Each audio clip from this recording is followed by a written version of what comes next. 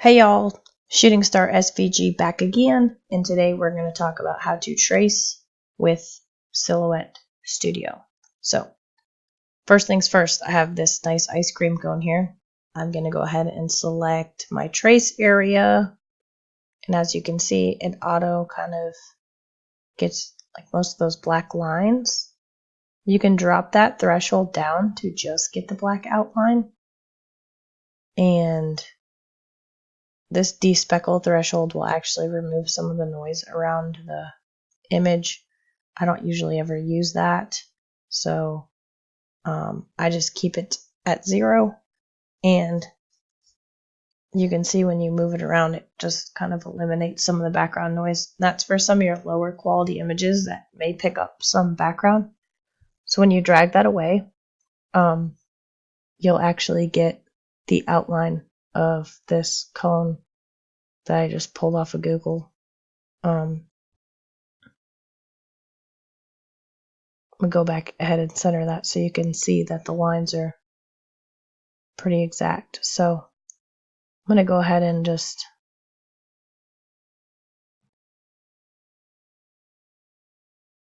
release the compound path on that, and you can see that if you just do the outline, if you don't have the trace by color feature that the higher editions have and you just have basic edition, you can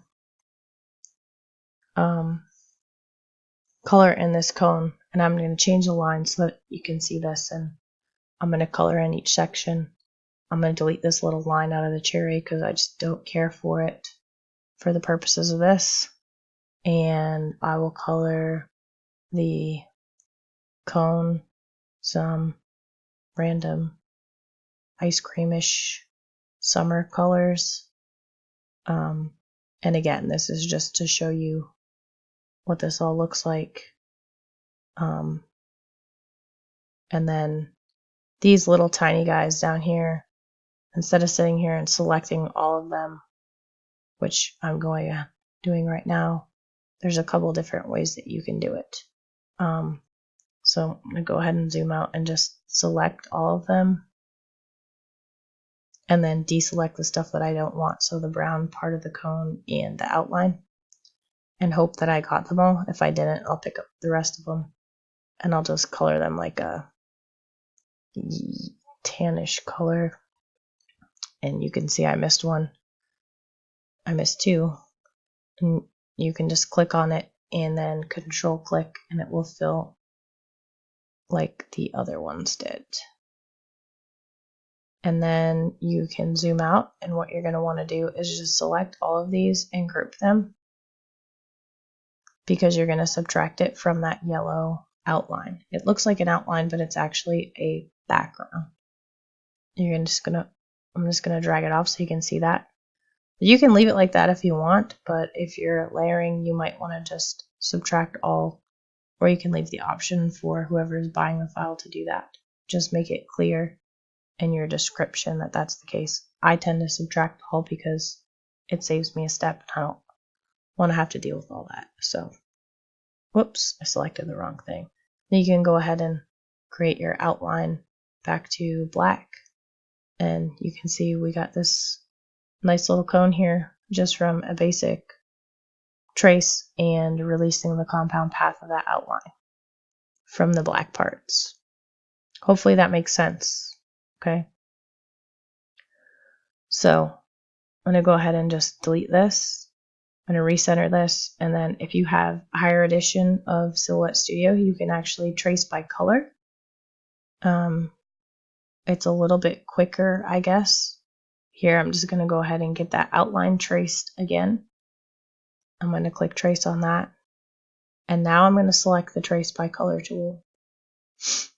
I'm going to select this top cherry here, and you'll see that it's going to actually outline around, and you can change your tolerance so that you get a better trace and it marries up with that outline a little bit more.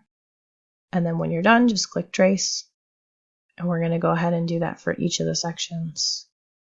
And since this one is pretty well shaped, separated color wise, you can just increase your tolerance until it gets rid of whatever you don't want. In this case, I don't care for the sprinkles or the shadow effects, so I'm just going to move that threshold until I get rid of everything that's on there. So I'm going to move it up until that last sprinkle goes away and click trace. And then I'm going to go down and do the pink area. And you can see that the cleaner your shape is, and this was like a higher quality JPEG that I grabbed, the better quality that your picture is, the better trace quality you're going to get.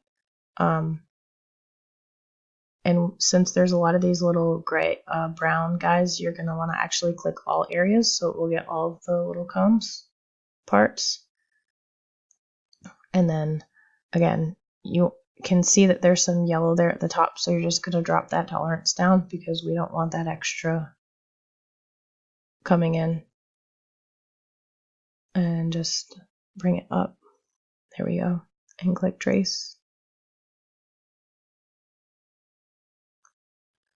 I'm going to go ahead and zoom out and just remove that. And you can see that you have each of the pieces of this cone, including the outline, just like we did before, except we didn't have to release the compound path. And everything is going to already be attached. So we're going to go ahead and color this outline black. And then we're going to go ahead and get the cherry. And I'm going to go ahead and open the fill panel, and hopefully this will make it a little bit quicker. And then I'm going to attempt to grab the top part, which I didn't grab. I grabbed the bottom. Grab the top part. There we go. Color that in. Grab the bottom part and color that in. And then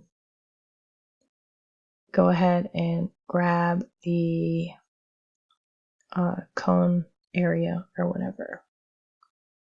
And you can see, instead of having like a bajillion of these little things, it's just a group of them. So again, that trace by color function is really nice.